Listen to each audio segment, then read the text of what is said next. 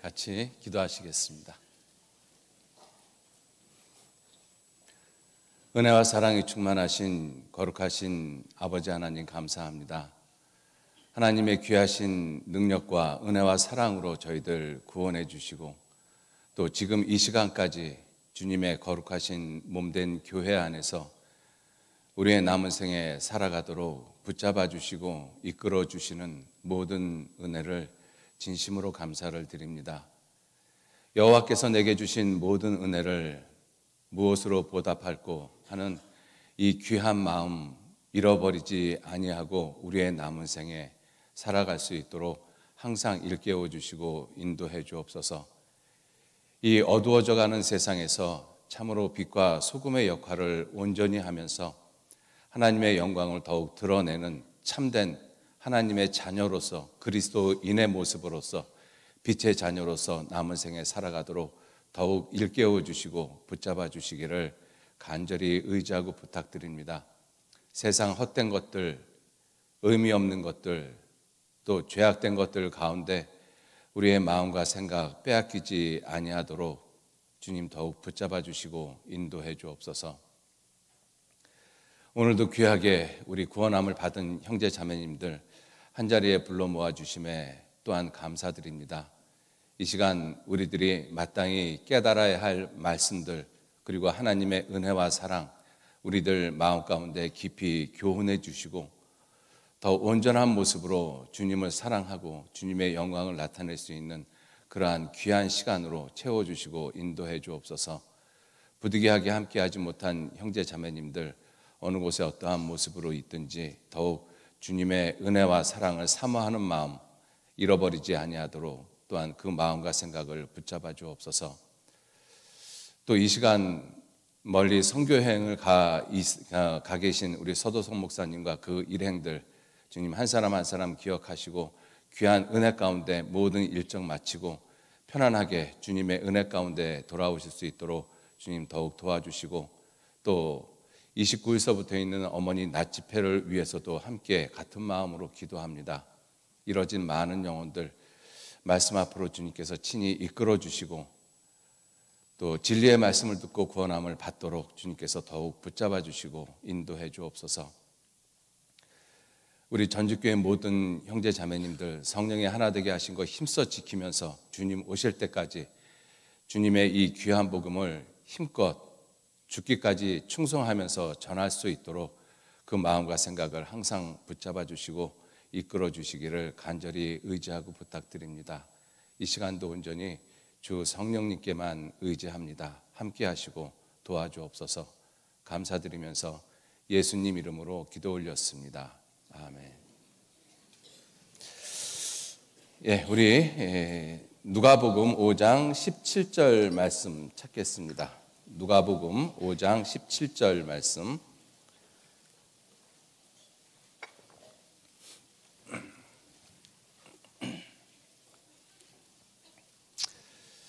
누가복음 5장 17절 말씀.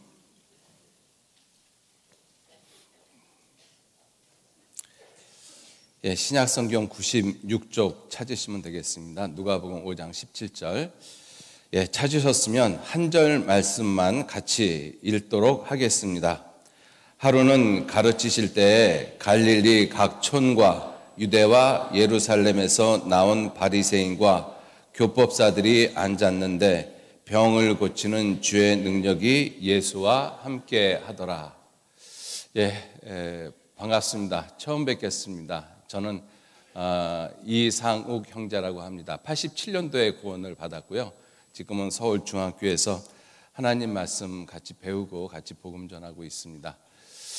오늘은 이 17절에 있는 말씀 병을 고치는 주의 능력이 예수와 함께 하더라 이 말씀을 통해서 세 가지를 좀 생각을 해보고자 합니다. 첫 번째가 주의 능력이 무엇인가? 하나님의 능력, 예수의 능력을 가리키는 것이죠. 그 주님의 능력, 하나님의 능력이 무엇인가? 그리고 두 번째는 예수님에게 있는 능력을 어떻게 내게로 끌어올 것인가?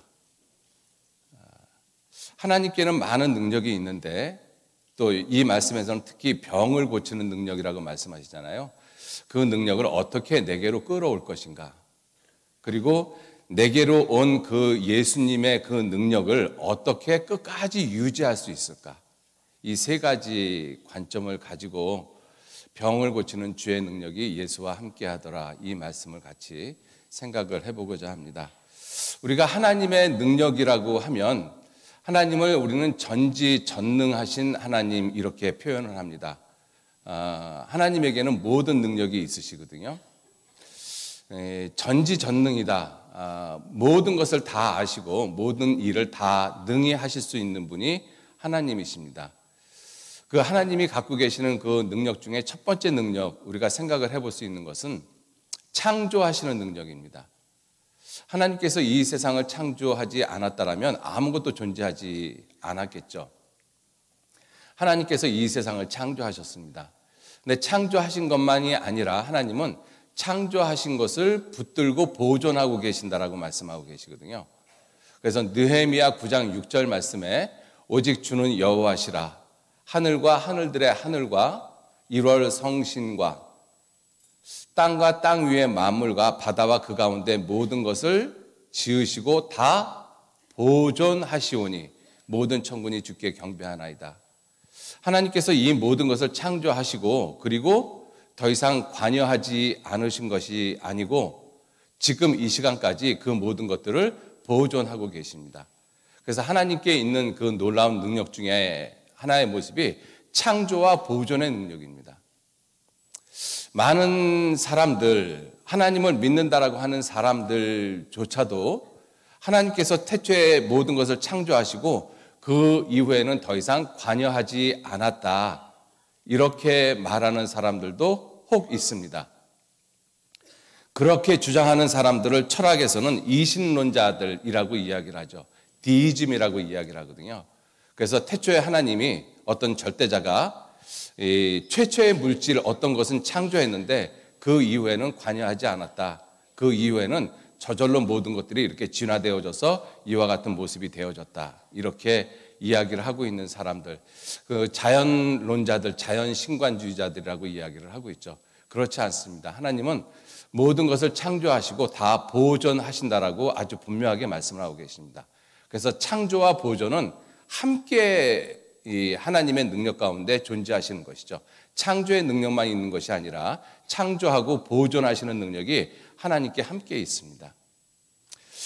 자, 두 번째는 그 창조하신 그 하나님의 모든 세계를 하나님은 친히 다스리시고 보존하십니다. 다스리시고 지키신다라는 것이죠. 그래서 창세기 2장 15절 말씀에 하나님께서 아담을 만들어 놓으시고 에덴의 동산을 창설하시고 난 다음에 그 지으신 사람을 이끌어 거기 두시고 다스리며 지키게 하시고, 이 에덴 동산에다가 아담을 두시고 그 모든 것을 다스리고 지키게 하셨다는 것입니다. 그게 하나님의 모습을 아담에게 그대로 투영하고 계시는 모습이죠. 하나님은 왕이시기 때문에 자신이 만든 모든 세계를 다스리고 지키십니다. 이 나라는 다스림만 있고 지키지 못한다라면 의미가 없어지는 것이죠. 또 지키기는 지키는데 자기 백성을 올바로 다스리지 못하는 왕이면 그것도 또한 합당하지 않습니다. 왕이라면 다스림과 지킴이 함께 존재해야 되는 것이죠. 근데 불행히도 아담은 그 다스리고 지키는 그러한 부분에 대해서 철저하게 실패를 했던 모습입니다. 하나님은 그걸 회복시키시는 분이시고, 자, 그러한 모습으로 하나님은 성경을 기록을 하셨는데 성경의 기록의 내용이 예언과 성취의 내용입니다. 하나님은 전지전능하시기 때문에 앞으로 일어날 수 있는 모든 일들을 예지하시고 그리고 미리 보실 수가 있으십니다. 그것이 하나님이 갖고 계신 예지의 능력이거든요. 그 예지의 능력이 있기 때문에 사실은 하나님이 예언을 하고 계시죠. 그래서 성경은 상당히 많은 부분이 예언으로 이루어져 있습니다. 그래서 베드로 후서 1장 21절 말씀에 예언은 언제든지 사람의 뜻으로 낸 것이 아니요 오직 성령의 감동하심을 입은 사람들이 하나님께 받아 말한 것임이니라. 그래서 성경은 놀랍게도 예언과 성취로 이루어져 있습니다. 그래서 이 말씀이 여호와의 이르신 말씀인지 우리가 어떻게 알리요 하리라. 여호와 이름으로 말한 일에 증언과 성취함이 없으면 이는 여호와의 말씀하신 것이 아니라고 말씀하셨거든요. 하나님은 많은 말씀을 성경을 통해서 예언을 하시고 그 예언의 말씀이 한치의 오차도 없이 반드시 이루어졌습니다. 그리고 지금 우리가 사는 시대에도 이루어져 가고 있고, 에스겔서 36장은 이스라엘 땅의 회복에 대한 내용의 예언입니다. 그리고 37장은 이스라엘 민족의 회복에 대한 예언이고, 우리 전도 집회 때 잘 많이 들었던 그러한 말씀입니다. 그 에스겔서 36장 34절 말씀해 보시면, 전에는 지나가는 자의 눈에 황무하게 보이던 이 황무한 땅이, 이 이스라엘 땅을 가리키죠. 황무한 땅이 장차 기경, 밭을 가는 땅이 될지라. 사람들이 이르기를, 이방 사람들이죠. 사람들이 이르기를 이 땅이 황무하더니, 이 땅이 이스라엘 백성들이 떠난 1900년 동안 황무했잖아요.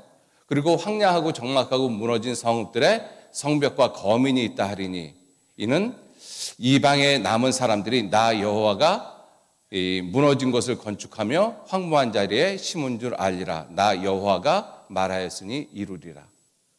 말씀은 2600년 전에 하시고 이루시기는 지금 우리가 살고 있는 이 시대에 이루어 가고 계십니다. 그건 우리가 틀림없이 보고 있는 분명한 역사적인 사실이죠. 이스라엘은 완전한 모습으로 회복되어져 가고 있습니다. 우리가 이스라엘 그 회복의 모습을 보면 한 가지, 이스라엘이 다른 모든 부분에 대해서는 이스라엘이 세계 최강의 모습을 가지고 있다는 것을 우리가 신문이나 여러 가지 매체를 통해서 알고 있지 않습니까? 돈이라든지 또는 과학기술 분야라든지 군사라든지 어떤 정치적인 모습이라든지 이런 분야에서 하나님은 이스라엘을 놀라운 모습으로 회복을 시켰습니다. 정말 모든 민족의 머리의 모습으로 회복을 시켰거든요. 그런데 한 가지 회복이 안 되어지는 부분이 있었어요. 그것이 뭐냐면 에너지거든요. 이스라엘 땅이 중동에 자리 잡고 있지 않습니까? 우리가 중동하면 제일 먼저 떠올리는 것이 이 에너지 산유국들이거든요. 사우디아라비아, 레바논, 이집트, 이 나라들은 에너지가 아주 풍부한 나라들입니다. 그런데 오직 이스라엘 땅에서만 석유가 나오질 않았어요. 그래서 이 골다 메이어 총리가 뭐라고까지 그 이야기를 했는가 하면, 모세가 40년 동안 광야 생활을 하면서 우리들이 살 수 있는 땅을 찾고 찾다가 석유가 한 방울도 안 나는 땅으로 우리를 인도했다라고까지 비아냥을 벌였어요. 얼마나 에너지에 대한 한이 맺혔으면. 그죠? 여러분들, 나라에 돈이 아무리 많다 해도 에너지가 없으면 나라는 움직여질 수가 없는 것입니다. 에너지가 없으면 전쟁도 못 하잖아요. 그래서 이스라엘은 에너지의 97.7%를 전부 다 수입에 의존했습니다. 우리나라처럼. 그래서 에너지를 찾기 위해서 굉장히 고심을 했는데, 놀랍게도 2010년도서부터, 불과 몇 년 전이죠. 10여 년 전서부터 이스라엘 땅에 에너지가, 엄청난 에너지 자원, 유전들 또는 천연가스들이 발굴이 되어지고 2014년도서부터는 국내 수요를 충당을 하고 올해부터는 이 에너지 수출국으로 자리매김을 했습니다. 우리가 살고 있는 이 시대, 2010년 이후에 왜 갑자기 그와 같은 일이 벌어지고 있을까? 이것도 우리가 좀 생각을 해봐야 될 부분이라고 생각합니다. 따라서 이스라엘은 모든 부분에 대해서 이 예언의 말씀이 완벽히 성취되고 있는 그러한 모습을 우리는 틀림없이 보고 있거든요. 하나님은 이스라엘 민족에 대해서 여러 가지의 모습으로 예언을 하고 계시고, 그리고 그 예언의 모습이 놀랍게 이스라엘 민족의 역사를 통해서 놀라운 모습으로 성취되고 있는 것을 우리들이 보고 있습니다. 자, 그리고 또 하나님이 가지고 계신 능력이 무슨 능력이냐면 구원과 영광의 능력입니다. 하나님은 우리를 구원하시고 그리고 끝내신 것이 아니라 우리를 영광으로 이끌으시거든요. 우리 구원받은 그리스도인들이 간과하기 쉬운 것 중에 하나가 무엇이냐면 구원만 붙잡고 살아가는 분들이 있거든요. 물론 구원이 절대적으로 중요합니다. 지옥 갈 수밖에 없는 죄인들에게 가장 중요한, 절대적으로 중요한 것이 구원이거든요. 그런데 구원을 받은 우리 그리스도인 입장에서, 이제 구원을 받은 그리스도인 입장에서 구원만 붙잡고 살아간다면 과연 그 사람이 신앙생활을 옳게 할 수 있을 것인가? 그러지 못합니다. 왜냐하면 하나님이 우리에게 주신 것은 구원만 주신 것이 아니거든요. 디모데후서 2장 10절 말씀해 보면 그리스도 예수 안에 있는 구원을 영원한 영광과 함께 우리에게 주셨다라고 말씀하시거든요. 구원과 영광을 주셨어요. 그런데 참 불행하게도 많은 그리스도인들이 나 이제 죽어도 천국은 가. 예수님이 내 죄를 다 용서해 주셨어. 과거, 현재, 미래 영원한 속죄 받았어. 이제 죽어도 천국은 가. 상급 없으면 어때? 천국 가면 됐지. 여러분들 상급하고 영광하고는 반드시 직결되어져 있습니다. 그런데 상급? 뭐 꼭 상급 받으려고 우리가 신앙생활 하나? 예, 상급 받으려고 신앙생활 하셔야 돼요. 영광 얻으려고 신앙생활 하셔야 됩니다. 구원받기 전에 상급과 영광을 생각하는 것은 그것은 순서적으로 잘못되어져 있죠.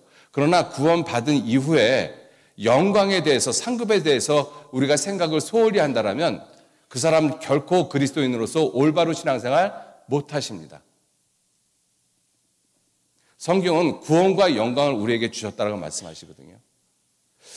나 같은 죄인이 지옥 가는 그 모습은 하나님의 영광에 이르지 못하는 모습입니다.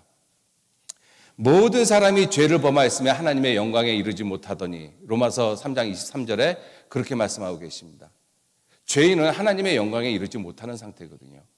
그래서 하나님께서 그 죄인을 구원을 받게 해서 하나님의 영광을 크게 하셨습니다. 그래서 시편 21편 5절 말씀에 주의 영광으로 구원을 크게 하시고 이렇게 말씀하셨거든요. 그래서 지옥 갈 수밖에 없는 죄인이 먼저 영혼 구원을 받아야지만 하나님의 영광에 들어가는 첫 번째 길이죠. 그리고 구원받은 이후에 하나님의 영광에 참여하는 그 삶을 우리가 살아야 됩니다. 하나님의 영광에 참여하는 삶을 가리켜서 우리는 신앙생활 또는 교회생활이라고 말하고 있습니다. 그것이 상급하고 연관되어져 있기 때문에. 시편 79편 한번 찾아보시죠. 시편 62편 죄송합니다. 시편 62편.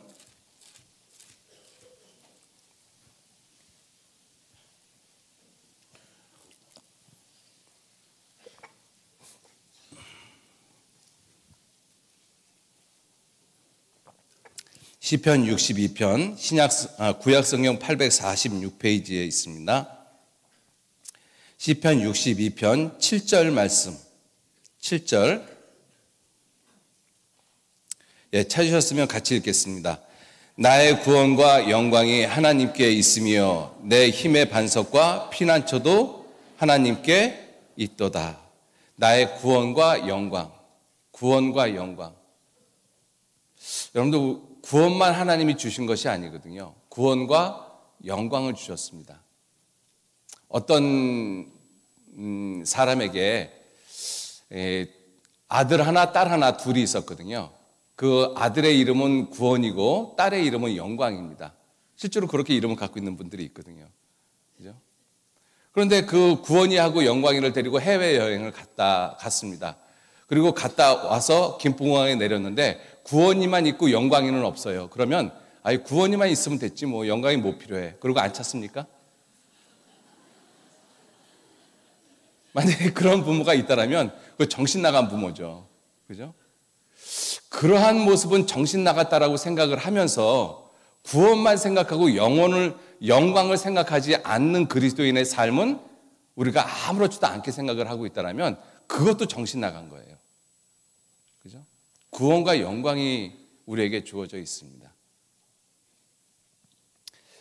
자, 그렇게 하나님은 우리를 구원하신 다음에 하나님의 영광으로 우리를 이끌어 가셔요. 하나님의 영광으로. 그래서 이 죄인을 점점 그리스도의 장성한 분량이 충만한 데까지 이르는 모습으로 우리를 계속 바꿔 가십니다. 그 영광에 이른다라는 것은 결국은 우리 삶의 변화를 가리키거든요. 그래서 나를 지옥 갈 수밖에 없는 나를 천국으로 인도하시는 것도 하나님의 놀라운 능력이시고, 그리고 구원받은 내가 점점 삶이 변해서 그리스도의 장성한 분량까지 변해가는 것도 이것도 또 놀라운 하나님의 능력이시거든요. 그리고 그러한 변화의 결과에 대해서 하나님이 우리에게 영원한 상급으로 갚아주십니다. 이게 영광이거든요. 자, 그리고 또 하나님이 갖고 계시는 그 능력이 심판과 회복입니다. 심판과 회복. 하나님은 공의와 사랑이 있으시기 때문에 죄에 대해서는 반드시 심판하시거든요. 어떠한 죄도 결코 용납하지 않습니다. 하나님은 죄에 대해서 절대로 용서하지 않습니다. 그래서 하나님의 공의는 어떠한 경우에도 굽히지 않으셔요.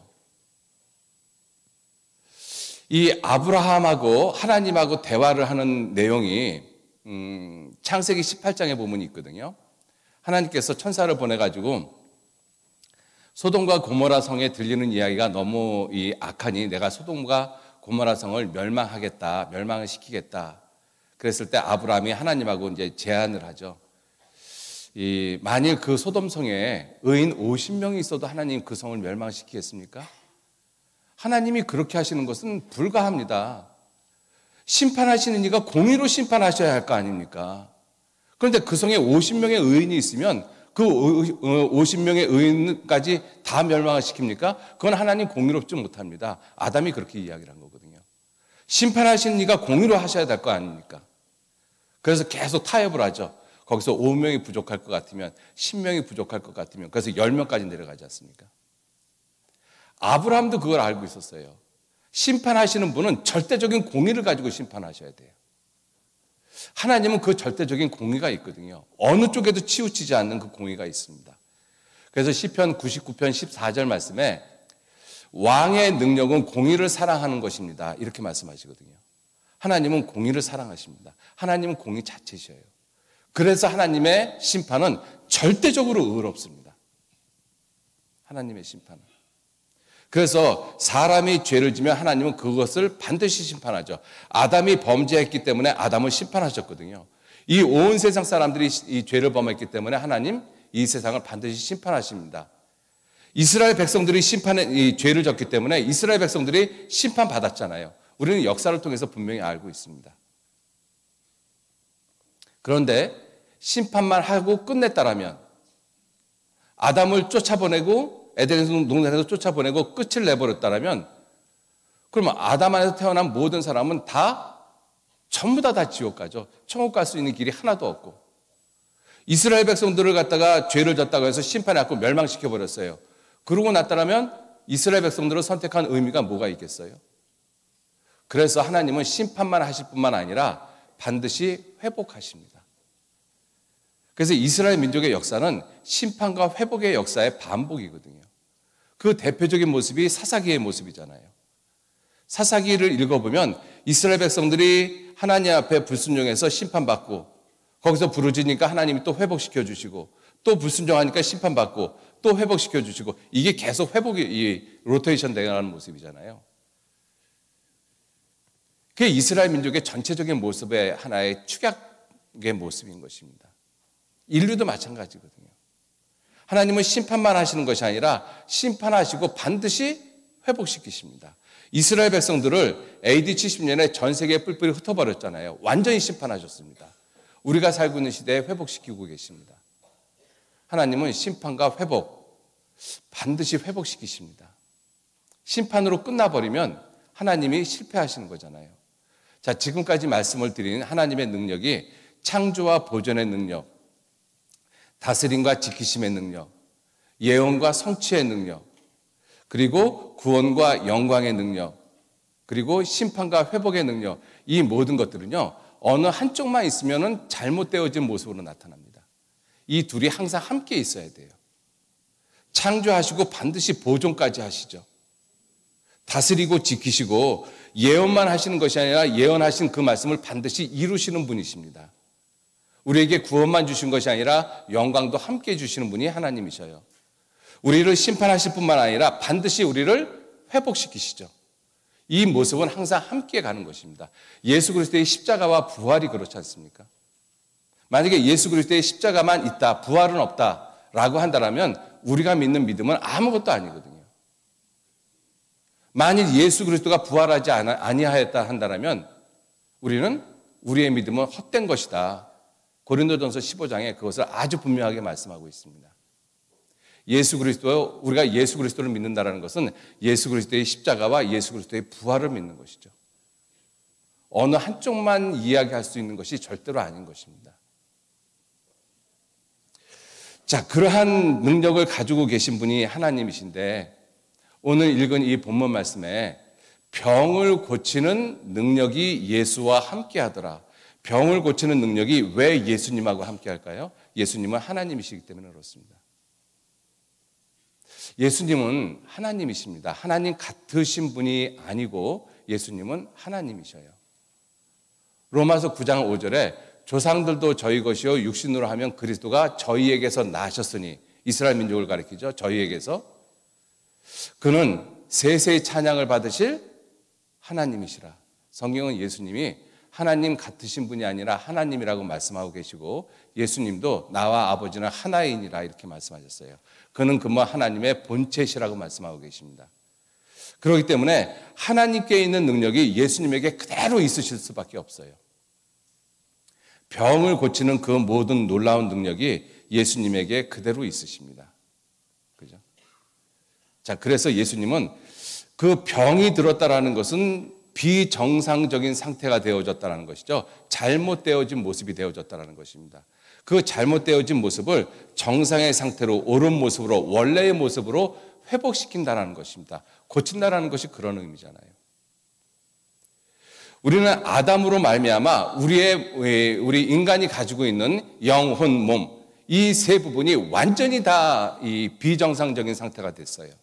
우리의 영혼도 하나님의 형상대로 지음받은 우리의 영혼이 오히려 지옥 갈 수밖에 없는 비참한 죄인의 신분으로 전락해버렸잖아요. 영혼이 병든 모습입니다. 영혼의 병이 무슨 병이에요? 죄병이거든요. 그 죄로 말미암아 지옥 갈 수밖에 없는 그러한 상태가 되어졌습니다. 자, 그렇게 영혼이 병들고 나니까 우리의 마음이 은혜와 감사와 찬양, 사랑 이러한 쪽보다는 미워하고 시기하고 질투하고 다투고 죽이고 싸우고 이러한 쪽이 더 많아졌죠. 우리의 마음이 병들었기 때문에 그렇습니다. 그러니까 우리의 몸이 병들고 결국은 우리의 몸이 죽게 되어지죠.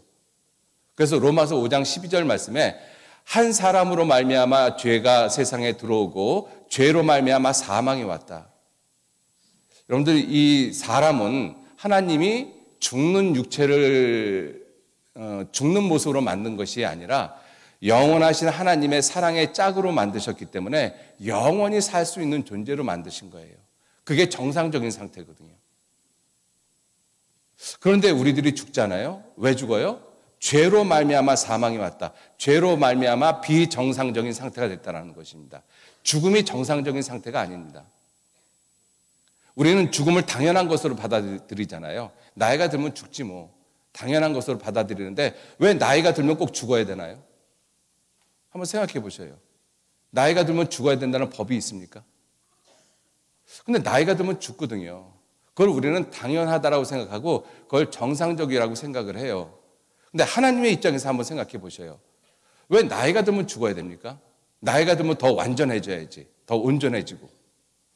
근데 우리는 그러지 못하잖아요. 왜?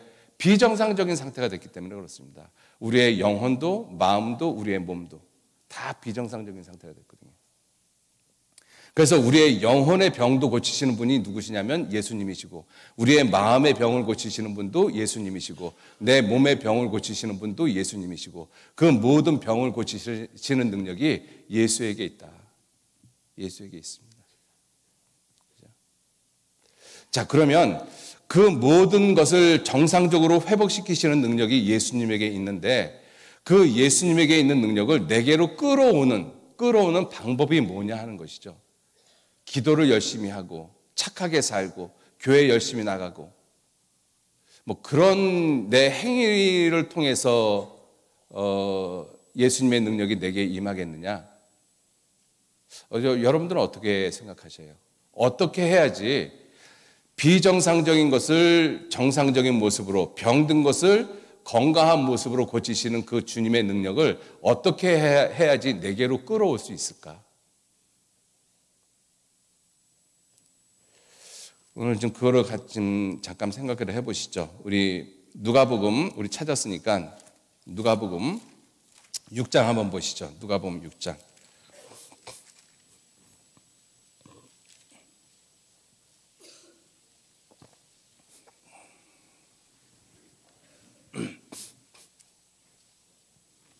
누가복음 6장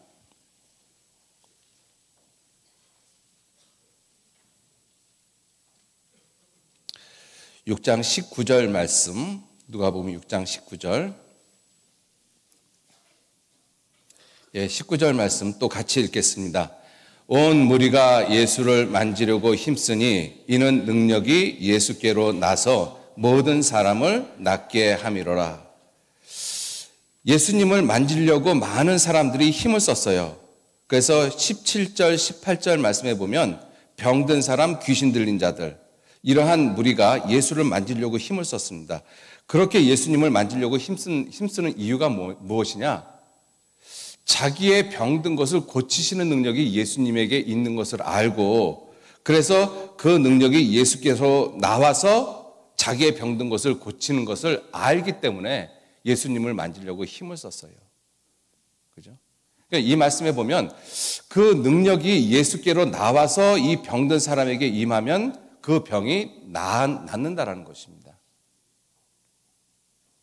여러분들, 예수님이 병자들을 고치는 모습을 보면 그 예수님이 그 병자들을 고칠 때 그 병자들이 차츰 좋아지는 것이 아니라 즉시로 좋아집니다.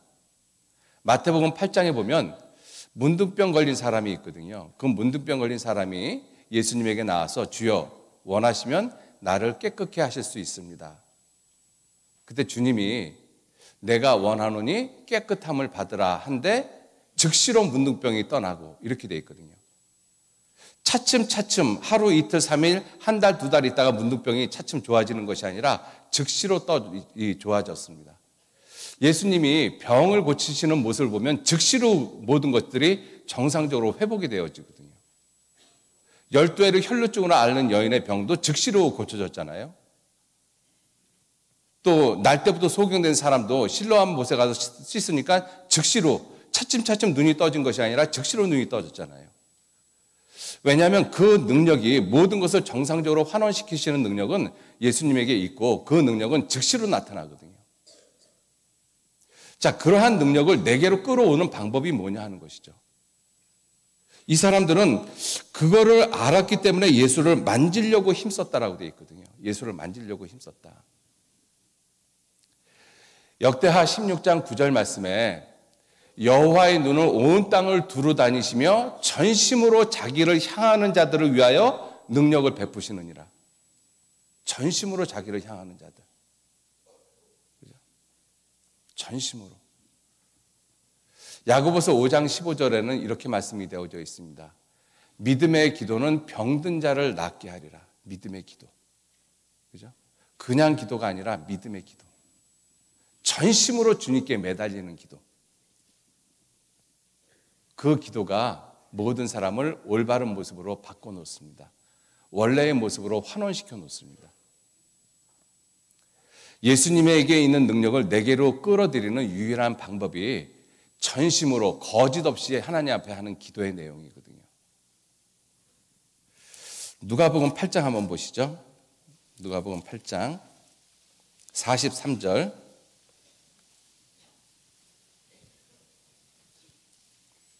누가복음 8장 43절. 제가 읽겠습니다. 이에 12해를 혈루증으로 앓는 중에 아무에게도 고침을 받지 못하던 여자가 예수의 뒤로 와서 그 옷가에 손을 대니 혈루증이 즉시 그쳤더라. 차츰 그쳐진 것이 아니죠. 즉시 그쳤더라. 예수께서 가라사대 내게 손을 댄 자가 누구냐 하시니 다 아니라 할 때 베드로가 가로되 주여 무리가 옹이하여 미나이다. 예수님 주변에 많은 사람들이 지금 따라다니고 있으니까 막 밀치고 여러 가지 모습이 현상이 일어났을 거 아닙니까? 근데 예수님께서 야 누가 지금 내 옷에 손을 댔느냐 이렇게 물었어요. 그랬더니 다른 제자들은 다 내가 손을 안 댔다라고 예수님한테 야단 맞을까 봐 그랬나 봐요. 그렇게 얘기를 했는데 베드로가 딱 나타나서 아니 주님, 이렇게 지금 사람이 많이 모여서 지금 서로 밀치고 하는데 주님에게 손댄 사람이 한두 사람입니까? 누가 내게 손을 댔냐고 물으시기에. 그러니까 베드로가 예수님을 꾸중하는 모습으로 지금 이렇게 이야기를 한 거예요. 그죠? 아니 사람이 지금 이렇게 막 예수님 옷에 손댄 사람이 한두 사람입니까? 그런데 예수님께서 46절 같이 읽겠습니다. 예수께서 가라사대 내게 손을 댄 자가 있도다. 이는 내게서 능력이 나간 줄 알미로다 하신대. 이는 내게 손을 댄 자가 있도다. 그 의미가 뭐예요? 의도를 가지고 목적을 가지고 내게 손을 댄 자가 있다는 뜻이에요. 그냥 어쩌다가 예수님 만진 거 말고 목적을 가지고 의도를 가지고 고의적으로 내게 손을 댄 자가 있다. 자 보세요. 그러니까 이 말씀에 보면 예수님에게 손을 댄 사람들은 많죠. 뭐 손만 댔겠어요? 몸도 와서 부딪히고 막 그랬을 거 아니에요. 근데 그런 사람들은 하나도 병고침을 얻지 못했어요. 근데 왜 이 여자만 병고침을 얻었을까요? 목적을 가지고 예수님에게 손을 댄 것이거든요. 의도적으로. 무슨 의도요? 자기 병을 낫게 하려고. 그러니까 예수님께서 하신 말씀이 뭐예요? 이는 내게서 능력이 나간 줄 알미로라. 예수님께서 능력이 나갔어요. 무슨 능력이요? 12해를 혈루증으로 앓는 여인을 고칠 수 있는 능력이 예수님에게 있는데 그 능력이 빠져나간 것을 예수님이 아신 거예요. 결국은 예수님에게 있는 능력이 내게 임하기만 하면 즉시로 모든 것이 다 회복이 되어집니다. 즉시로 고쳐졌더라 이렇게 됐잖아요. 즉시로 고쳤더라. 그죠? 그럼 어떻게 그 예수님의 능력이 내게로 임하느냐? 간절함을 가지고 예수님을 만지는 사람. 간절함을 가지고 예수님을 만지는 사람. 그게 뭐겠어요? 믿음의 기도입니다. 믿음의 기도는 병든 자를 구원하리니.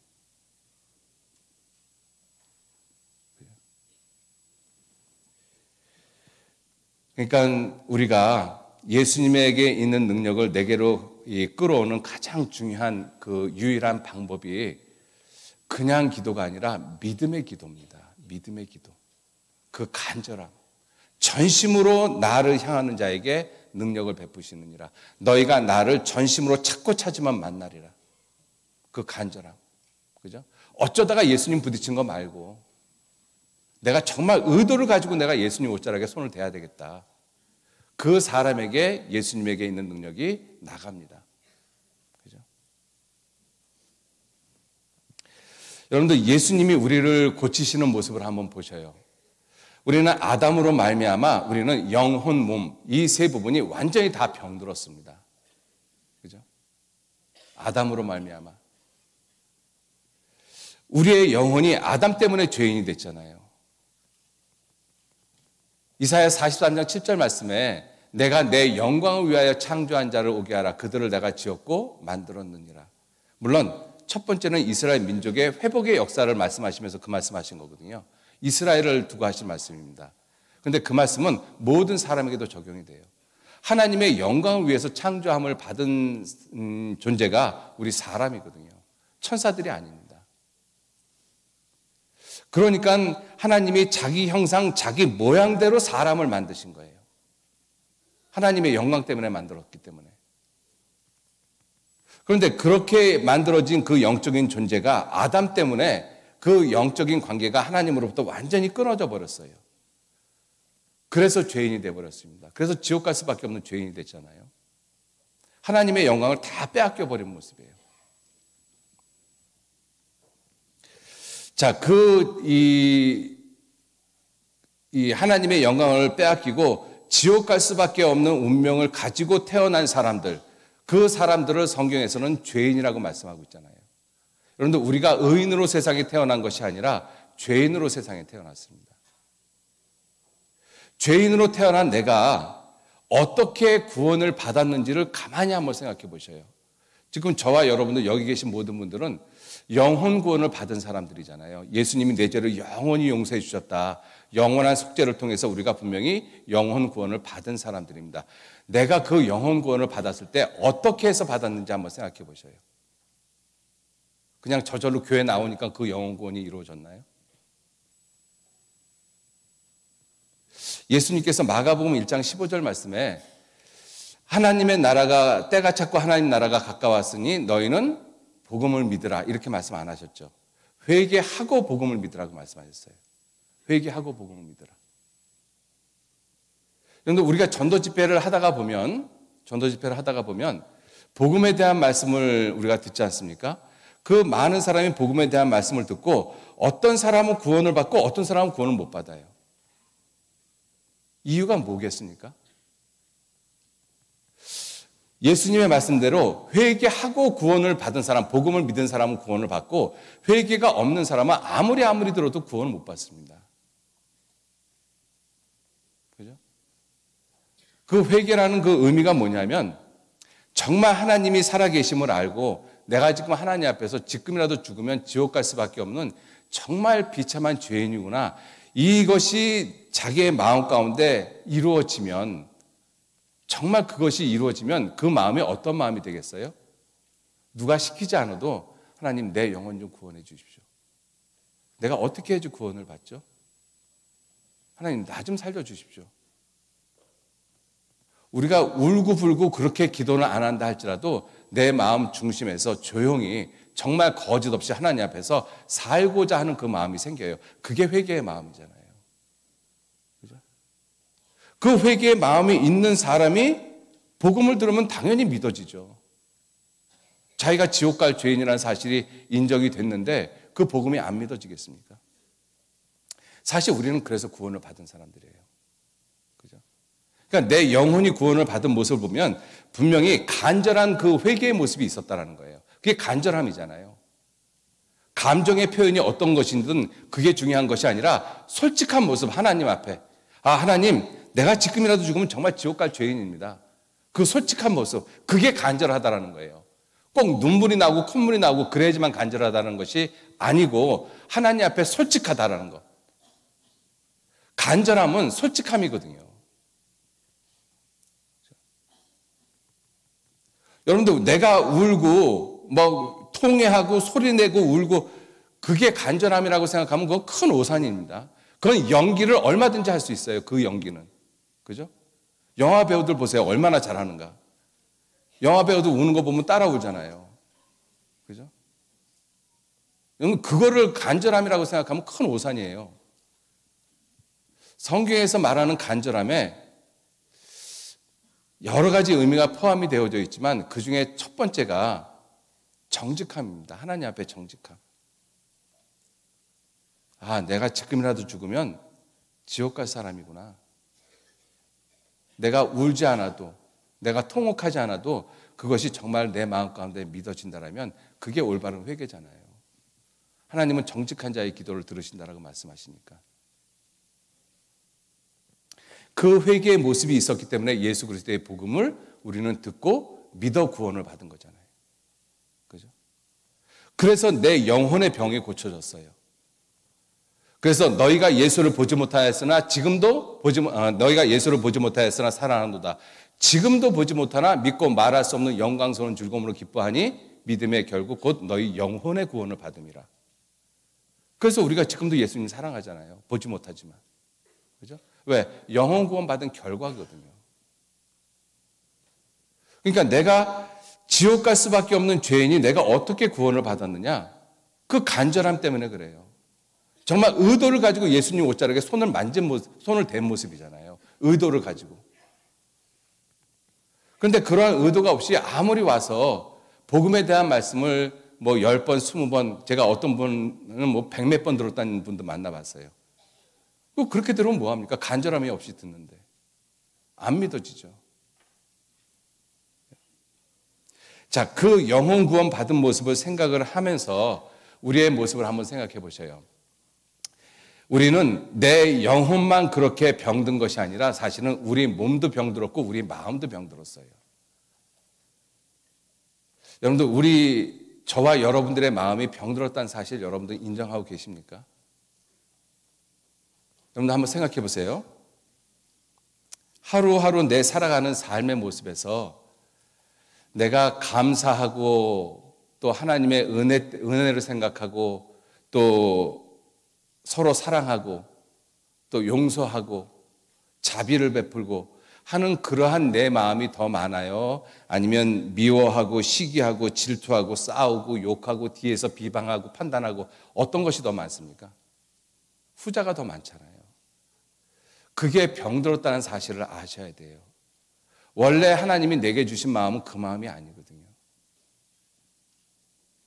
그죠? 내 마음이 누가 시키지 않아도 나보다 더 잘하는 사람, 나보다 더 칭찬받는 사람을 보면 괜히 시기가 나잖아요. 그게 정상적인 마음이 아니에요. 병든 마음이기 때문에 그렇습니다. 그죠? 누가 나를 갖다가 욕해요. 그럼 나도 욕하잖아요. 그게 정상적인 마음이 아니에요. 병든 마음이기 때문에 그래요.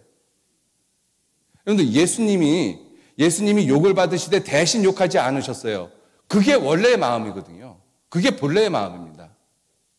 근데 우리는 누가 나를 욕하면 나도 욕하고, 누가 나를 때리면 나도 때리고, 누가 나를 비방하면 나도 비방하고, 누가 나를 비방하지 않았는데도 비방하고. 그죠? 그게 병든 마음이기 때문에 그래요. 그러니까 그 병든 마음에 제일 먼저 나타나는 모습이 뭐예요? 살인입니다. 그러니까 가인이 아벨을 죽인 거잖아요. 시기심 때문에. 그죠? 여러분들 그러한 마음이 병든 마음이라는 걸 아셔야 돼요. 근데 그걸 병든 마음이라고 생각을 안 하거든요. 아니 사람 마음 다 그렇지 뭐. 뭐 안 그런 사람이 어디 있어? 거짓말? 거짓말 다 하지. 사람 치고 거짓말 안 하는 사람이 어디 있어? 그렇게 거짓말하는 그러한 모습을 정상적이라고 생각을 해요. 그러니까 마음이 안 고쳐지는 거예요. 그게 병든 마음이라는 걸 알아야지 고쳐지는데.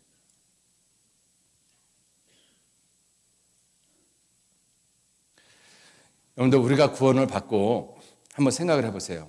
내가 구원을 막 받았을 때 그때로 한번 돌아가서 한번 자신이 구원을 받았을 때 한번 생각을 해보세요.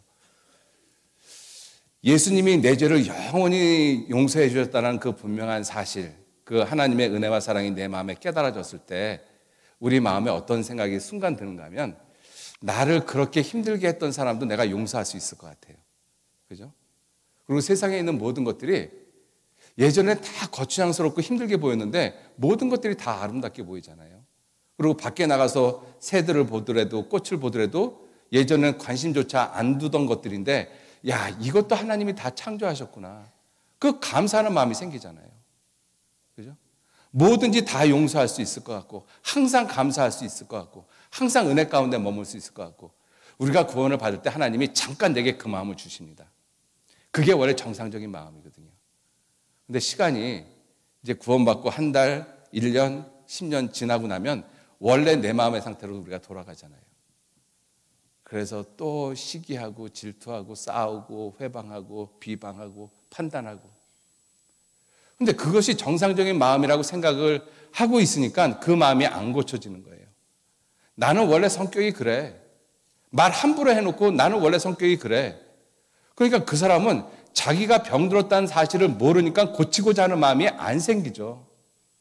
고치고자 하는 마음이 안 생기는데 어떻게 하나님 앞에 간절히 그걸 고쳐달라고 기도하겠어요? 간절함이 없는데 어떻게 예수님의 능력이 내게 오겠느냐고요. 그러니까 내 마음이 10년이 지나도 20년이 지나도 30년이 지나도 안 고쳐지는 거예요. 여러분들 내 마음이 병들었다는 거 아셔야 돼요. 그죠?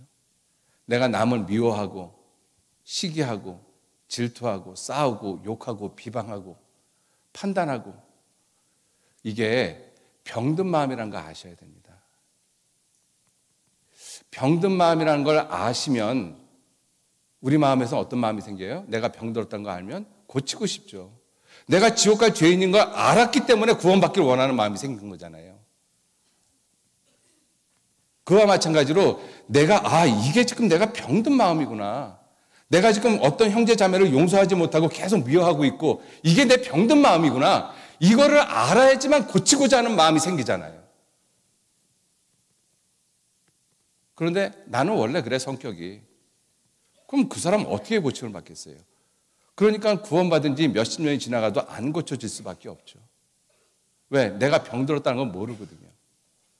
마태복음 9장 12절 말씀에 건강한 자에게는 의원이 쓸 때 있어요? 쓸 때 없어요? 쓸 때 없잖아요. 병든 자에게라 쓸 때 있느니라. 내가 건강하다라고 생각하는데 내가 남 미워하고 비방하고 시기하고 질타하고 욕하고 이게 정상이라고 생각하는데 그 사람이 왜 그걸 고치려고 하겠어요? 나는 원래 그렇다고 생각하는데. 안 고쳐지죠.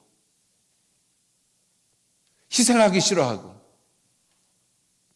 함께 형제자매들하고 같이 모이기를 싫어하고 나는 원래 그런 사람이야. 안 고쳐집니다. 죽을 때까지 가도 안 고쳐집니다. 왜? 난 그게 정상이라고 생각하거든요. 자기가 병들었다는 사실을 모르면 안 고쳐져요. 왜? 고치려고 하는 의지가 없잖아요. 그죠?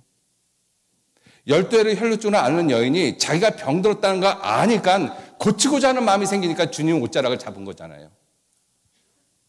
마찬가지로 내 마음이 그와 같은 모습으로 병들어 있는 상태구나. 이 상태가 아니라 정말 건강한 상태, 건강한 마음의 상태. 그 건강한 마음의 상태가 어떤 상태예요? 성령의 열매는 사랑과 희락과 화평과 오래 참음과 자비와 양선과 충성과 온유와 절제. 이 예수님의 모습이잖아요. 사랑은 오래 참고 사랑은 온유하고 모든 것을 견디고 모든 것을 바라고 이게 정상적인 마음이거든요. 내 마음이 지금 병들었구나. 내 이 정상적인 마음으로 가야 되는데 이러한 자기 스스로의 문제의식을 가지고 예수님 옷자락에 손을 댄 사람이 그 마음이 고쳐집니다. 그죠? 그 마음이 고쳐져요. 근데 자기 자신은 전혀 그것이 병들었다라고 생각을 안 하고 성격 탓으로 돌리거든요. 나는 원래 성격이 그래. 안 고쳐집니다. 주님 앞에 갈 때까지 안 고쳐져요. 그죠? 자, 우리 몸도 마찬가지거든요. 우리 몸도. 그죠? 우리 몸도 원래 이게 죽는 몸이 아니잖아요. 안 죽어야 되는 것입니다. 영원한 생명을 얻는 거잖아요. 그래서 영혼 구원을 받은 사람에게 주어진 것이 뭐예요? 영생을 주신 거잖아요. 다시는 죽지 않는. 아담과 하와가 범죄하고 난 다음에 하나님이 아담에게 저주했습니다.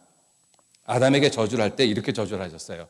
땅은 너로 말미암아 저주를 받아 가시와 엉겅퀴를 내고 너는 종신토록 이마에 땀이 흘러야 땅은 내게 먹을 식물을 줄 것이라. 너는 흙이니 흙으로 돌아갈지니라.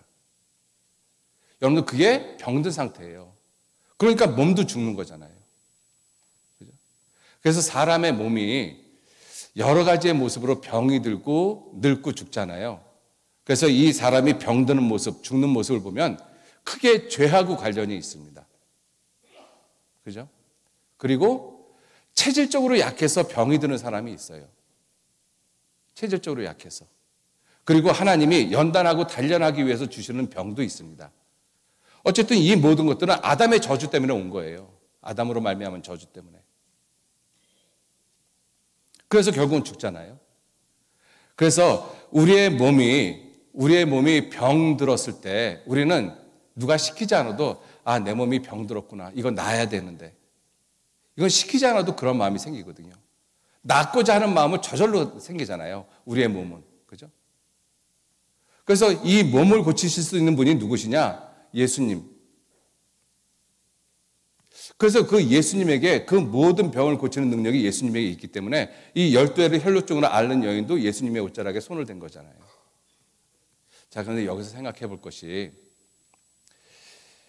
우리의 마음에 병든 것을 우리는 알지 못하기 때문에 예수님에게로 못 갑니다. 그래서 마음의 병이 안 고쳐지거든요. 그런데 몸의 병은 자기가 몸에 병이 걸린 것을 알면 즉시로 낫기를 원해요. 왜? 고통이 수반이 되기 때문에. 그죠? 그러니까 자기 몸이 아프면 이건 나아야 되는데, 이 병 고쳐야 되는데, 이 마음 다 가지고 있거든요.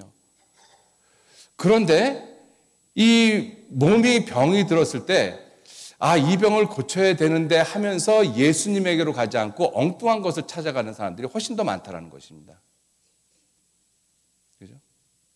이 12회를 혈루증으로 앓는 여인도 제일 처음에 예수님을 바로 찾아온 것이 아니잖아요. 마가복음에 보면 많은 의원들에게 많은 돈을 들이고 많은 고난을 받았다라고 되어 있거든요. 예수님에게 먼저 찾아간 것이 아니에요. 여러분들 솔직히 우리들 지금 몸에 병이 생겼습니다. 연세 드신 어르신들 몸이 좀 편찮고 그러시잖아요. 그러면 제일 먼저 찾아가는 것이 예수님에게 합니까? 아니면 의사에게 갑니까? 솔직히 의사에게 먼저 가거든요. 오해하지 마십시오. 의사하고 약이 필요 없다라는 것이 아니에요. 믿음의 기도가 정말 필요하다는 것입니다. 여러분들, 나를 고치실 수 있는 분이 의사에게 있습니까? 예수님에게 있습니까? 잘 모르시죠? 예수님이시잖아요. 그죠? 여러분들, 의사나 약은 예수님이 고치시는 도구에 불과할 뿐이에요. 그런데 내 마음이, 순서가 예수님에게 먼저 가지 않고 예수님을 제껴놓고 의사하고 약을 찾는다면 그 병이 온전히 고쳐지겠느냐 하는 것입니다. 거듭 말씀드리지만 약과 의사가 필요 없다는 얘기가 절대로 아닙니다. 내가 정말 예수님이 내 병을 고치겠다라는 그 분명한 믿음이 있으면 하나님이 잘 고치는 의사, 훌륭한 약을 만나게 해주셔요. 그때 내가 병을 낫는 거잖아요. 그죠? 근데 우리 마음 가운데 순서적으로 내 마음을 들여다보면 내가 병이 아프다. 기도보다는 병원에 먼저 찾아갑니다. 솔직히 안 그러셔요? 여러분들, 내가 몸에 병이 들었을 때 주님께 간절히 기도하는 그 모습을 주님이 더 기뻐하시겠어요? 아니면 병원에 먼저 후딱 찾아가는 것이 더 주님이 기뻐하시겠습니까? 한번 가만히 생각을 해보세요. 병을 고치는 능력이 예수님에게 있는데,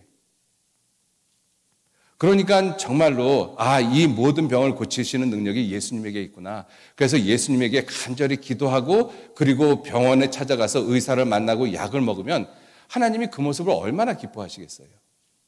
순서가 먼저 어떤 것이 먼저냐 하는 거예요. 어떤 것이. 너희는 먼저 그의 나라와 그의 의를 구하라. 그리하면 이 모든 것을 내게 더하시리라. 근데 우리는 몸에 병이 들면 예수님은 항상 뒷전이거든요. 나중이에요. 더 이상 내 몸이 의사도 더 이상 가망이 없습니다. 그럴 때 우리가 예수님 찾아가거든요. 왜 그럴 때 예수를 꼭 찾아가냐고요. 그 전에 찾아가면 안 되나요? 그죠? 놀라운 것은 우리의 마음의 병은 내가 마음에 병들었다는 것을 모르기 때문에 못 고치고, 몸의 병은 내가 몸에 병이 들어서 내가 죽게 됐다는 것을 알고 간절히 고침을 받기를 원하는데 엉뚱하게 예수님을 찾아가는 것이 아니라 다른 것을 먼저 찾아가니까 못 고치는 거예요. 순서가 잘못됐기 때문에. 약과 의사가 필요 없다는 이야기가 아니라. 그죠? 순서가 잘못됐기 때문에 그렇습니다. 순서가 잘못됐기 때문에.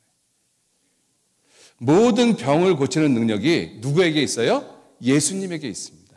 예수님에게. 그러면 내 영혼을 고쳐주신 분이 누구셔요? 예수님이시잖아요. 내가 간절히 원했을 때.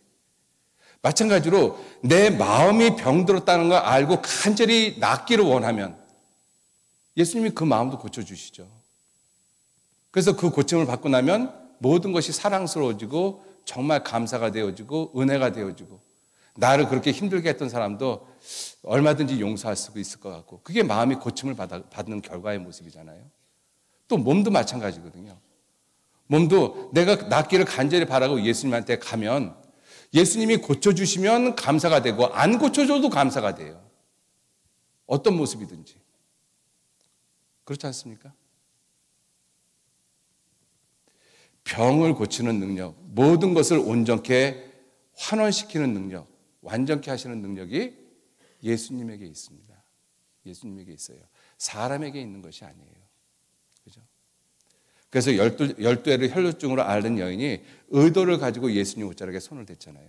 그랬더니 즉시로 병이 났어요. 자, 우리에게도 내 영혼은 그렇게 해서 예수님을 통해서 우리의 영혼이 구원을 받았습니다. 그렇게 구원받은 내 영혼은 다시는 멸망하지 않습니다. 그래서 한 번 구원받은 사람은 절대로 지옥 가지 않거든요. 그런데 문제는 내 마음과 몸은 수시로 바뀌거든요. 수시로 정말 내가 이 남을 용서하지 못하는 마음, 이것 때문에 하나님 앞에 내 자신이 잘못된 걸 알고 기도하고 그러면 하나님이 내게 은혜와 사랑을 또 베풀어 주시거든요. 성령의 충만함이 내게 있으면 그 모든 것들도 얼마든지 용서할 수 있을 것 같아요. 근데 그러한 상태가 계속 유지가 되면 얼마나 좋겠어요. 마음은 그렇게 되질 않거든요. 또 다른 어떤 상황을 만나면 또다시 옛날의 모습으로 돌아가고, 몸도 마찬가지입니다. 내가 오늘 건강해졌다라고 해서 그 건강이 죽을 때까지 건강하냐고요? 안 그렇거든요.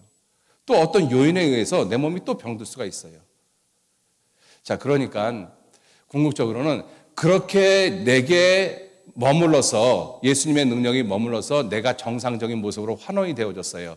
그러면 그 정상적인 그 상태를 끝까지 유지하는 것이 정말 중요하잖아요. 예수님의 능력을 내게로 머물게 하는 것, 내게로 이끌어드리는 것은 간절한 기도의 모습이지만, 그러한 기도의 모습, 기도의 결과로 내가 정상적인 모습으로 바꿔졌거든요. 바꿔진 그 상태를 계속 유지해야 되는 것은 더욱더 중요하지 않습니까? 그죠? 그러니까 어떻게 예수님의 능력을 항상 내게로 머물게 할 것인가? 예수님의 능력을 내게로 끌어오는 것도 중요하지만, 그 내게 머문 그 예수님의 능력을 끝까지 머물게 하는 것, 이건 더욱더 중요하죠. 그죠? 그 첫 번째가 무엇이냐면 고린도후서 12장 한번 보시죠.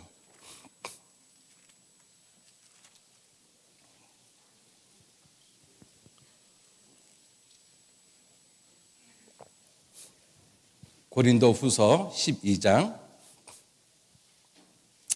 바울 사도에게 하나님이 이 천국에 대한 것을 계시로 보여주셨습니다. 그래서 바울이 너무 교만하지 않게 하기 위해서 사단의 사자, 몸에 육체의 가시를 줬다라고 말씀을 하고 계시고, 그것이 너무 힘들어서 바울 사도가 3번이나 이 병이 떠나기를 하나님 앞에 기도했어요. 12장, 고린도후서 12장 8절.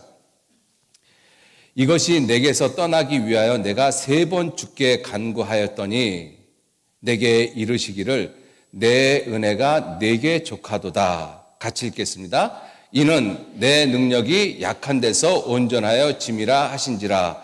이러므로 도리어 크게 기뻐함으로 나의 여러 약한 것들에 대하여 자랑하리니 이는 그리스도의 능력으로 내게 머물게 하려 함이라. 그리스도의 능력으로 내게 머물게 하려 함이라. 그리스도의 능력이 내게 항상 머물러야죠. 그 그리스도의 능력이 항상 머문 모습이 바울 사도의 모습이잖아요. 내가 그리스도를 본받는 자 된 것 같이 너희는 나를 본받는 자 되라. 그리스도의 능력이 바울의 삶에 항상 머물렀거든요. 그렇게 그리스도의 능력이 바울에게 머물렀었던 이유가 뭐냐? 자기의 약함 때문에, 자기의 연약함을 인정한 거예요. 그죠? 우리가 이 보배를 질그릇에 가졌으니 이는 능력의 심히 큰 것이 하나님께 있고 우리에게 있지 아니함을 알게 하려 함이라. 고린도후서 4장 7절에 그렇게 되어 있잖아요. 능력의 심히 큰 것은 예수님에게 있습니다. 병을 고치는 능력이 예수님에게 있거든요. 능력의 심히 큰 것이 하나님께 있지 우리에게 있지 않거든요. 그거를 우리가 잊지 않으려면 내 연약한 것을 내가 잊지 말아야 돼요. 여러분들, 내가 연약하다라는 것을 내가 잊으면 내가 할 수 있다라고 생각하거든요. 난 할 수 있어. 내가 할 수 있으니까 내가 내 몸 건강하게 한 거지 뭐. 내가 능력이 있어서 이런 것도 하고 저런 것도 하고, 내가 능력이 있어서 내가 다 한 거야. 거기에 하나님이 들어갈 여지가 아무것도 없어요. 왜 하나님이 바울에게 이 가시를 줬느냐? 바울을 연약하게 만들었느냐? 왜 그래요? 그리스도의 능력으로 머물게 하기 위해서. 그래서 그리스도의 능력이 머무는 가장 중요한 것이 뭐냐? 내 연약함입니다. 여러분들, 우리는 구원을 받아도 하나님 앞에 여전히 죄인이거든요. 그죠? 하나님은 나를 의인으로 보고 계시지만 예수 그리스도를 믿는 믿음 때문에 내가 죄를 하나도 없는 의인으로 보고 계시잖아요. 그러나 실제로 나는 어때요? 여전히 지독한 죄인이거든요. 끔찍한 죄인입니다. 그죠? 여러분, 내 모습을 한번 가만히 생각해 보세요. 내 삶의 모습을, 내 생각하는 모습을. 어느 때 보면 너무나 치졸하고 졸렬하고 비겁하고, 이 그릇의 모습으로 보면 간장종기 같고, 그죠? 그렇게 안 느껴지시나요?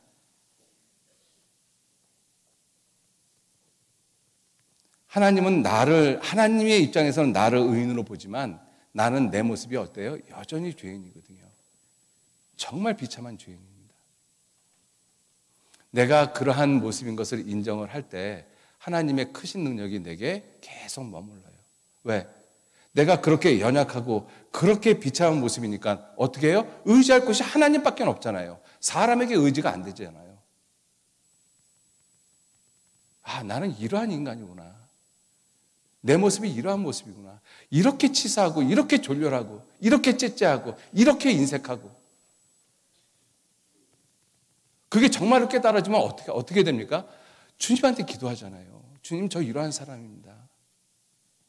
이러한 내가 주님 앞에서 뭘 할 수 있습니까? 주님, 저 좀 도와주십시오. 그 기도가 안 되겠어요? 그 기도가 되지. 그죠? 근데 자기가 연약한 걸 몰라요. 내가 다 할 수 있거든요. 그 사람이 뭐 때문에 하나님한테 기도합니까? 구원을 받았다 할지라도. 기도할 이유가 없죠. 내가 강한데. 내 스스로 내가 모든 것을 다 할 수 있느니라.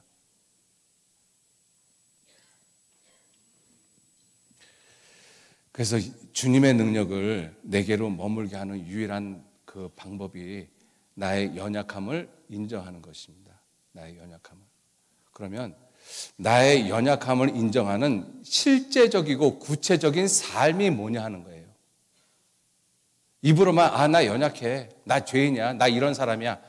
이런 거 말고 실제로 그러한 내 모습을 정말 인정을 했다라면 그렇게 살아가는 삶의 모습이 뭐냐 하는 것이죠. 내 연약함을 인정하는 삶의 모습이 뭐냐. 사도행전 2장 보시겠습니다.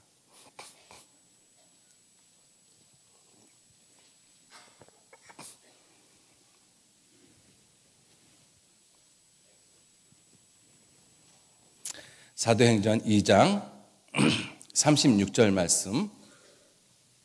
사도행전 2장 36절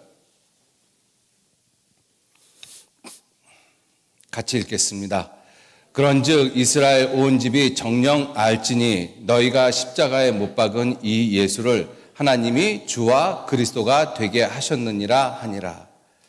너희가 십자가에 못 박은 예수. 여러분들 예수님을 누가 십자가에 못 박았나요? 유대 종교가들, 로마 군병들? 아니요.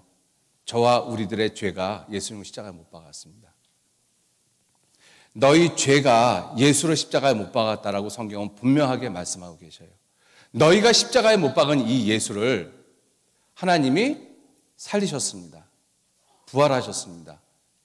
그리고 그 예수님을 우리 모든 사람의 주와 그리스도가 되게 하셨습니다. 여러분들 내 삶의 주인이 예수님이셔요. 내 삶의 주인이 예수님이십니다. 여러분들 솔직하게 정말로 여러분 스스로 한번 답을 한번 해보셔요. 여러분들 정말 예수님을 주인으로 섬기고 살아가고 계시나요? 정말 주님 앞에서 부끄러움 없이? 저도 제 자신에게 그 질문을 참 자주 합니다. 근데 답을 자신 있게 주님이 내 삶의 주인이십니다. 자신 있게 솔직히 말씀 못 드립니다. 부끄러운 게 너무 많아요. 왜? 내 삶의 주인이 나일 때가 너무나 많거든요. 주님이 아니라. 하나님의 말씀보다는 내 생각에 앞설 때가 훨씬 많거든요. 하나님은 내게 희생을 요구하는데 내 인색함이 더 앞서는 경우가 훨씬 많습니다. 예수님은 나에게 죽기까지 하면서 주님의 복음을 증거하라고 그러는데 나는 희생하기 싫어하는 마음이 훨씬 더 많아요.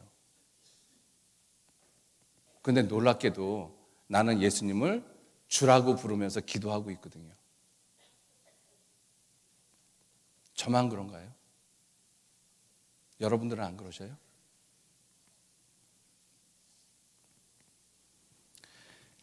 시편 100편 보시겠습니다. 시편 100편.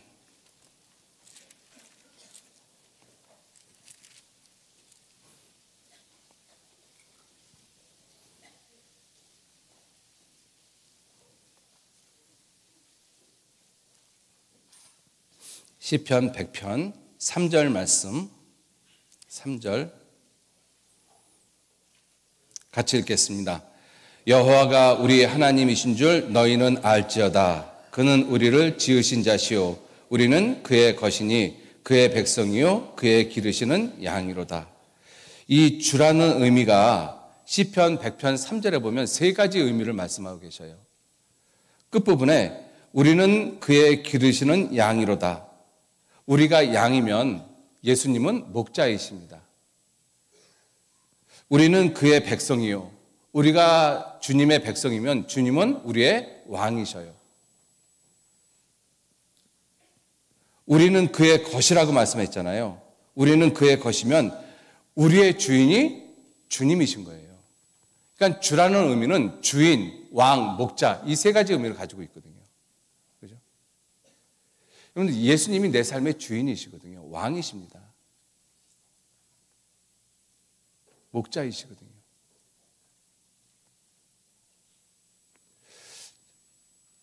양하고 목자의 관계로만 한번 설명을 드려보겠습니다.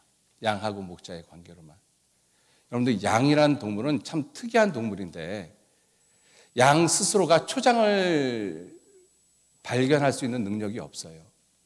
맑은 물을 찾아갈 능력이 없습니다. 이리와 늑대떼를 피할 수 있는 능력이 양은 없어요. 여러분들 다른 모든 동물들은 천적이 있기 때문에 스스로 방어할 수 있는 능력이 있거든요. 그리고 자기 먹잇감을 자기가 찾아갑니다. 근데 양은 절대로 그 능력이 없어요. 그래서 목자가 없으면 생존이 불가능한 것이 양이거든요. 목자가 없으면 생존이 불가능해요. 목자가 푸른 초장으로 인도해주면 그 인도해준 푸른 초장에서 꼴을 뜯어먹는 능력은 있어요. 그런데 그 푸른 초장을 찾아갈 수 있는 능력은 없습니다. 목자가 맑은 물가로 인도해주면 그 맑은 물가에서 맑은 물을 마실 수 있는 능력은 있어도 스스로 맑은 물을 찾아갈 능력은 없어요. 이리와 늑대떼를 만나면 방어할 능력이 전혀 없습니다. 그게 양이거든요. 그러니까 양은 목자가 반드시 있어야만 돼요.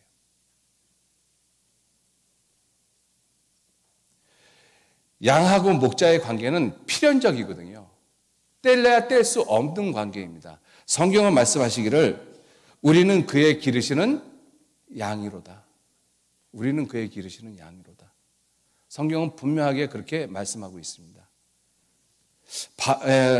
다윗은 그걸 알았기 때문에 시편 23편에 이렇게 기도하죠. 여호와는 나의 목자시니 내가 부족함이 없으리로다. 여호와는 나의 목자시니 나는 부족함이 없다. 여러분들 그 시편을 읽으시면서 여호와는 나의 목자시니 내가 부족함이 없으리로다. 정말 내가 부족함이 없을까? 스스로 한번 질문 한번 해보세요. 예수님이 내 영혼의 목자와 감독이시잖아요. 베드로전서 2장 25절에 너희 영혼의 목자와 감독 되신 이에게 돌아왔느니라. 그죠? 우리는 구원을 받았다라면 예수님이 내 영혼의 목자와 감독이신 것은 절대로 부인하지 않습니다. 그럼 우리도 다윗처럼 예수님이 내 목자시니 나는 부족함이 없으리로다 이렇게 분명히 찬양을 해야 되는데 그런데 내 삶에는 웬 걱정, 근심, 불안 이 세상으로 향한 마음들 왜 그렇게 많으냐 하는 거예요. 답은 간단하죠. 예수님이 내 목자가 아니시기 때문에 그래요. 예수님이 내 목자시면 우리는 다윗처럼 노래해야 돼요. 여호와는 나의 목자시니 내가 부족함이 없으리로다. 내가 사망의 음침한 골짜기를 지날지라도 해를 두려워하지 않는다. 왜? 목자가 있으니까. 목자가 목적이 있으니까 나를 이끌고 사망의 음침한 골짜기를 가죠. 그러니까 두려움이 없죠. 근데 난 사망의 음침한 골짜기를 만나면 쩔쩔쩔쩔 매잖아요. 왜? 내가 목자니까 내 삶에. 예수님이 목자가 아닌 거예요. 주님이 목자이시기 때문에 베드로전서 5장 7절에는 너희 모든 염려를 주께 맡겨 버려라가 말씀하고 있잖아요. 주께 맡겨 버리라고. 그런데 못 버립니다. 맡기지도 못해요. 너희 길을 여호와께 맡기라. 너희 짐을 여호와께 맡기라. 못 맡기거든요. 아무것도 염려하지 말고 오직 모든 일에 기도와 간구로 너희 구할 것을 하나님께 아뢰라. 그리하면 모든 지각에 뛰어나신 하나님의 평강이 그리스도 예수 안에서 너희 마음과 생각을 지키시겠다. 그래도 못 맡겨요. 이유가 뭐죠? 내가 목자이기 때문에 그래요. 예수님이 목자가 아니에요. 우리는 예수님이 내 영혼의 목자와 감독이신 거 알거든요. 그거는 분명합니다. 그런데 왜 나는 불안하냐 이거예요. 다윗은 편안하고. 이유가 무엇이냐면 우리는 예수님을 내 영혼의 목자와 감독으로만 생각하기 때문에 그래요. 다윗은 하나님을 자기 영혼의 목자로만 생각한 것이 아니라 자기 삶 전체의 목자로 생각했습니다. 로마서 8장 32절에 자기 아들을 아끼지 아니하시고 내어주신 이가 그 아들과 함께 모든 것을 은사로 주지 아니하시겠느냐, 반드시 주신다는 약속이잖아요. 근데 우리 그건 못 믿는 거예요.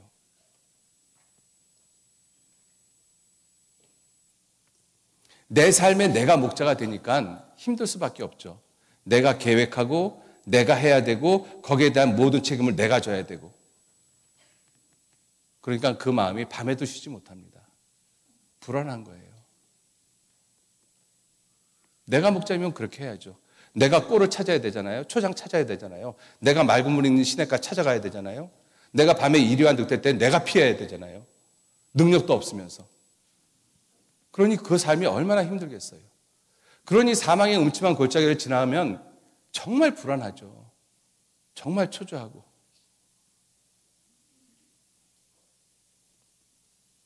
그런데 우리는 입으로는 주님, 기도할 때 우리가 주님, 주님 그러잖아요. 그죠? 무슨 말입니까? 결국은 우리가 주님 앞에 기도하는 기도가 솔직하지 못하다라는 거예요.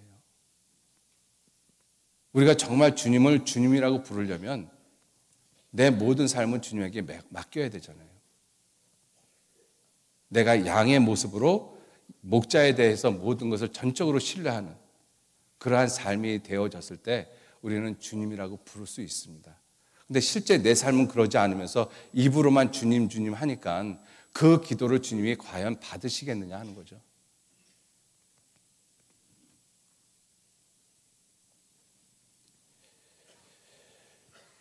마태복음 6장에 무엇을 먹을까, 무엇을 마실까, 무엇을 입을까 염려하지 말라. 이는 다 이방인들이 구하는 것이라. 이 모든 것이 너에게 있어야 할 줄을 하늘에 계신 너희 천부께서는 이미 아시느니라. 그러므로 너희는 먼저 그의 나라와 그의 의를 구하라. 그리하면 이 모든 것을 내게 더하시리라. 내일 일을 위하여 염려하지 말라. 한날 괴로움은 그날에 족하니라. 주님이 목자이기 때문에 내일 걱정하지 말라고 그러는 거예요. 왜? 내일을 걱정하시는 분은 누가 걱정합니까? 목자가 걱정하죠. 양을 우리 가운데 다 집어넣고 목자가 양을 우리 가운데서 지키면서 야, 내일은 어디 가서 꼴을 먹이지 이 양떼를? 그럼 내일을 걱정하는 것은 목자가 걱정하잖아요. 양이 안 걱정하거든요. 그래서 내일 일을 위해서 염려하지 말라고 말씀하신 거예요. 그런데 우린 내일 일 내가 염려하거든요. 그러니까 그러한 모든 삶의 모습이 예수님을 목자로, 주인으로, 왕으로 인정하지 않는 삶인 거예요. 철저하게 내가 주인이고 내가 왕이고 내가 목자죠. 그러면서 입으로는 예수님을 주님이라고 부르고 있거든요. 얼마나 모순된 삶이에요. 그러니 주님의 능력이 내게 머물겠어요? 안 머물겠어요? 안 머물죠. 머물래야 머물 수가 없습니다. 그죠? 왜? 내가 강하니까 내가 목자가 된 거잖아요. 내가 강하니까 내가 왕이 된 거잖아요. 주님이 내게 목자로서 왕으로서 주인으로서 들어갈 자리가 없습니다.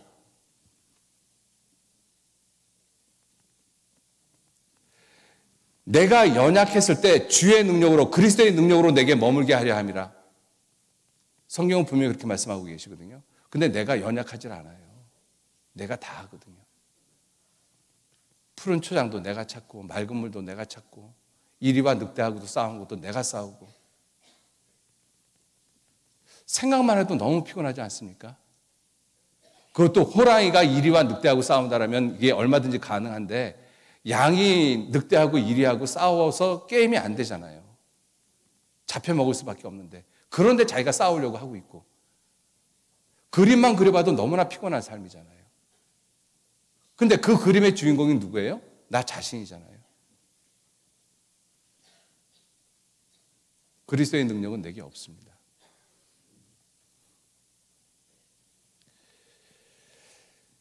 우리가 내 연약함을 인정할 때 우리는 하나님 앞에 매달릴 수밖에 없어요.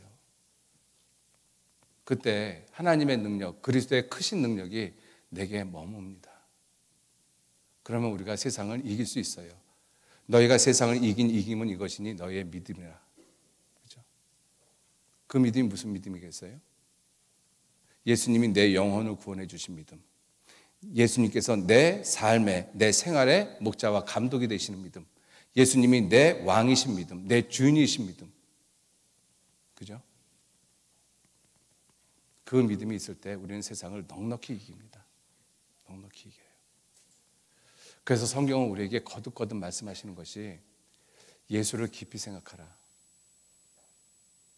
하늘의 부르심을 입은 거룩한 형제들아, 우리의 믿는 도리의 사도이시며 대제사장이신 예수를 깊이 생각하라. 영어 번역에는 Focus on Jesus로 되어 있어요. 예수에게 초점을 맞추라. 여러분들, 내가 어디에 초점을 맞추고 살아가는지 생각해 보셔야 돼요. 내 삶이 어디에 초점이 맞춰져 있을까? 세상에게 초점을 맞추고 있으면 하나님하고 예수님하고 나하고는 아무 관계가 없습니다. 그 삶 자체가. 천국은 가겠죠. 구원을 받았으니까. 그죠? 그러니까 그러한 삶이 뭐예요? 영광을 생각하지 않고 구원만 생각하는 삶입니다. 이제 구원 받았으면 됐지 뭐. 성경은 예수를 깊이 생각하라고 말씀하고 계시거든요. 요한 1서 2장 15절에 이 세상이나 세상에 있는 것들을 사랑치 말라. 누구든지 세상을 사랑하면 아버지 사랑이 그 속에 있지 아니하니 이는 세상에 있는 모든 것이 육신의 정욕, 안목의 정욕, 이생의 자랑이니 이는 다 아버지께로 쫓아온 것이 아니요 세상으로, 즉 마귀로 쫓아온 것이라. 이 세상도 그 정욕도 지나가되 오직 하나님의 뜻을 행하는 이는 영원히 거하느니라. 사실입니다. 우리가 살고 있는 이 세상은 잠깐 지나가는 그림자예요. 이게 실체가 아니거든요. 여러분들, 이 현실을 실체라고 생각하고 있는 것은 마귀에게 철저하게 속고 있는 것입니다. 여러분들, 이 세상이 정말 실체라면 내가 죽을 때 내가 이 세상에서 얻은 거 다 가지고 가야 돼요. 근데 우리 빈손 들고 왔다가 빈손 들고 가잖아요. 그 수가에 얻은 것을 아무것도 가지고 가지 못하리니 이것도 패다니라. 어떻게 왔든지 그대로 가리니 바람을 잡으려는 수가가 저에게 무엇이 유익하리요? 세상의 모습이잖아요.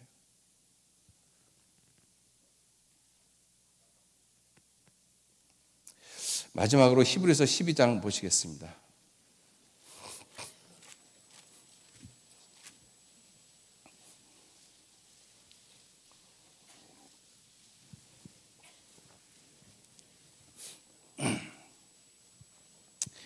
히브리서 12장